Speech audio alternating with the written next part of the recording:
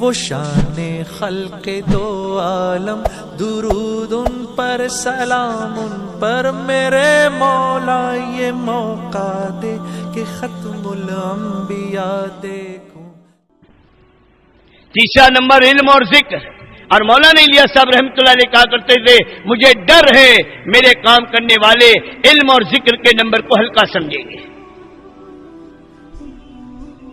اور علم اور ذکر کے بغیر یہ دعوت کے کام میں نہیں چل سکتا۔ علم اور ذکر کے بغیر دعوت کا کام آوارہ گردی ہے۔ نہ جہالت کے ساتھ کوئی اللہ تک پہنچ سکتا ہے اور نہ غفلت کے ساتھ کوئی اپنے اللہ کو منا سکتا ہے، اور ہماری جہالت اور غفلت کا علاج علم اور ذکر ہے۔ تو تین اللہ کے ذکر سے عدم مناسبت ہے۔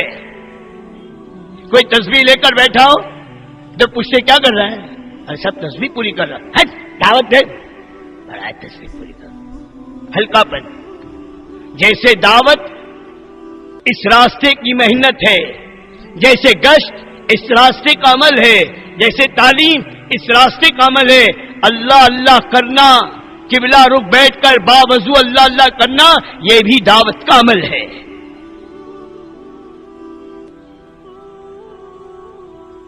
بلکہ نظام الدین میں تو روزانہ رات کو اعلان ہوتا ہے فجر کی نماز سے پہلے پہلے اپنے معمولات سے اور اپنی ضروریات سے فارغ ہو جاؤ۔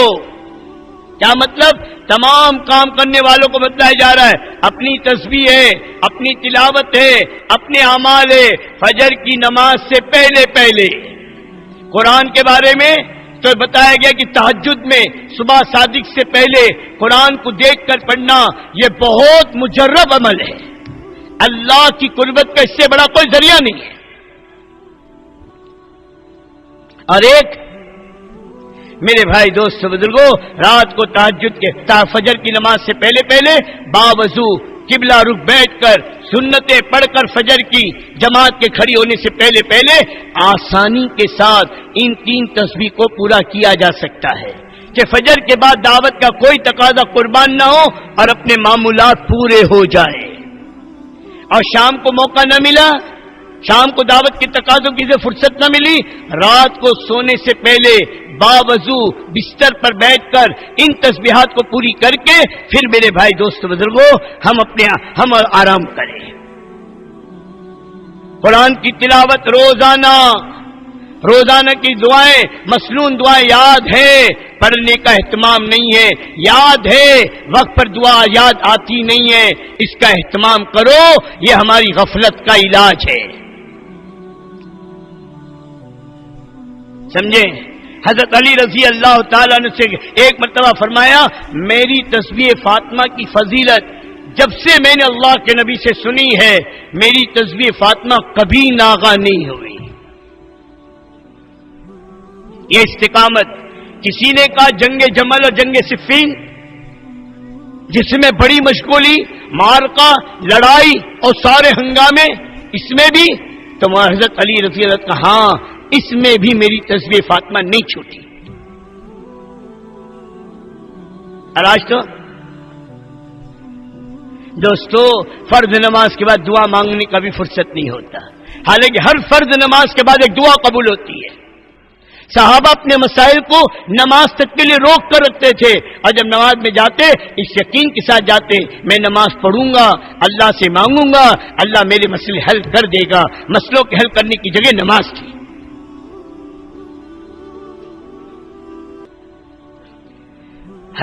ہے دوستو کہاں چلے گئے ہم لوگ؟ پھر میرے دوست عبادت کی حفاظت کے لیے یہ حقوق العباد ہے، اکرام مسلم ہے۔ اللہ اپنے حق کو معاف کرے گا، اللہ اپنے حق میں نرمی کرے گا، اللہ اپنے حق میں درگزر کرے گا، لیکن مخلوق کے حق کو اللہ اس وقت تک معاف نہیں کرے گا جب تک بندہ معاف نہ کرے۔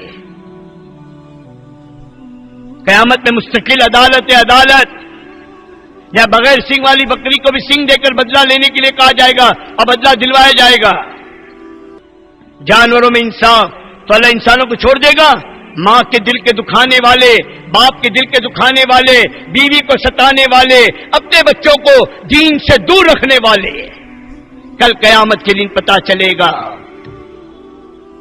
ہاں آج جوش میں، طاقت کے جوش میں میرے دوستو کون ہے؟ کل پتا چلے گا کل۔ فرمایا ایک آدمی نیکیوں کے پہاڑ لے کر جائے گا، لیکن اس کی ماں کھڑے رہ کے کہے گی کہ اللہ میں اس سے راضی نہیں ہوں، اللہ کہے گا میں بھی راضی نہیں ہوں، ہٹاؤ۔ ہاں اللہ راضی، ماں ناراض تو رب ناراض، ماں راضی تو رب راضی۔ ماں کا حق دو، باپ کا حق دو، کہ باپ کون ہے؟ یہ جنت کا دروازہ ہے، جو چاہے حفاظت کر، جو چاہے برباد کر۔ کتنے تہجد گزار ہیں جو بیوی کے حق ادا نہ کرنے کی وجہ سے جہنم میں جائیں گے، اور بیوی کا حق کیا ہے؟ اسے دین سکھانا، دین دینا۔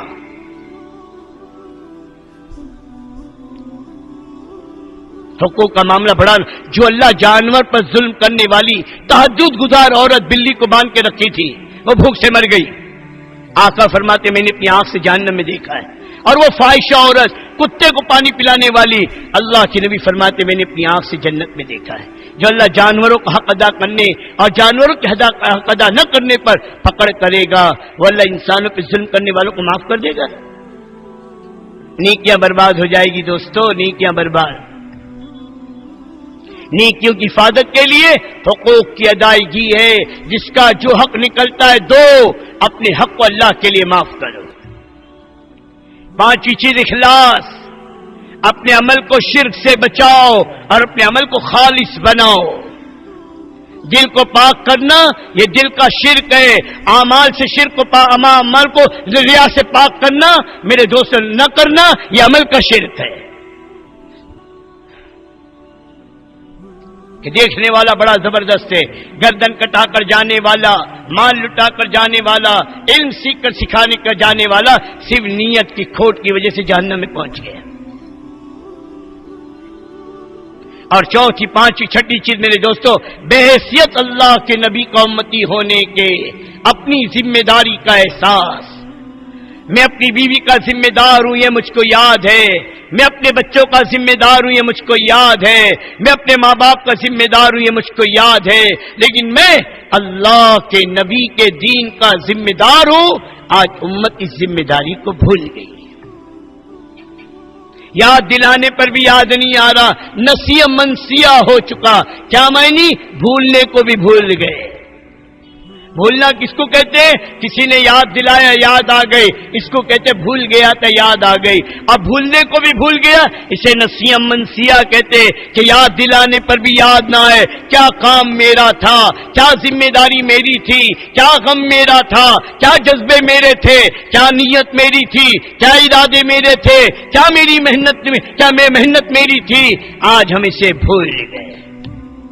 ہم کس باغ کی ڈال کے میرے دوستوں پنچھی تھے، ہم اپنے کام کو بھول گئے۔ اب بھولا بھی ایسا کہ بھولنے کو بھی بھول گئے۔ یہ سارا اجتماع کیا ہے؟ اپنا کام یاد دلانا ہے۔ دکان کو کہتا my job, my duty, my work, اور اللہ کا نبی کہہ رہا ہے یہ میرا کام ہے، یہ میری ڈیوٹی ہے۔ قل ھذی سبیلی ادعو الی اللہ، کہ میں اللہ کے بندوں کو اللہ کی طرف بلاتا ہوں۔ نبی تو اپنا کام کچھ بتائے، امت اپنا کام کچھ بتائے، نبی کا غم کچھ اور، امت کا غم کچھ اور، یہ اللہ کے نبی کی امت بنے گی کیسے؟ کیوں بھائی؟ ہمارا غم وہ جو ہمارے نبی کا، ہماری فکر وہ جو ہمارے نبی کی، اور ہماری محنت وہ جو ہمارے نبی کی، اور بحیثیت اللہ کے نبی کا امتی ہونے کے اپنے کو پورے عالم کا ذمہ دار سمجھو۔